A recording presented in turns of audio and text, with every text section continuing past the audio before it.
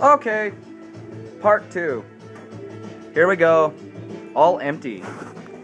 There is no more. There is silver in that kiln. Oh, haha. Okay, I'm gonna attempt to do this while I'm holding the phone at the same time. Very dangerous. Don't attempt this at home, even though I'm at home.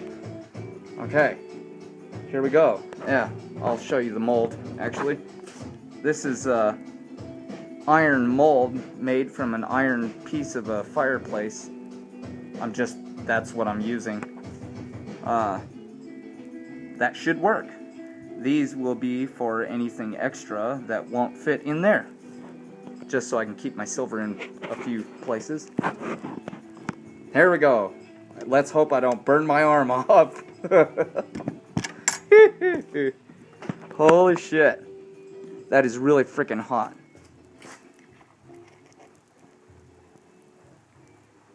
There it goes. Very good, very good. Oh yeah. That is mostly slag, I think. But we'll put it back in there just to see what else we can get out of it. There we go. Looky, looky. That's cooling down really fast. Very good. Okay. Now, pay attention and stay tuned for part 3.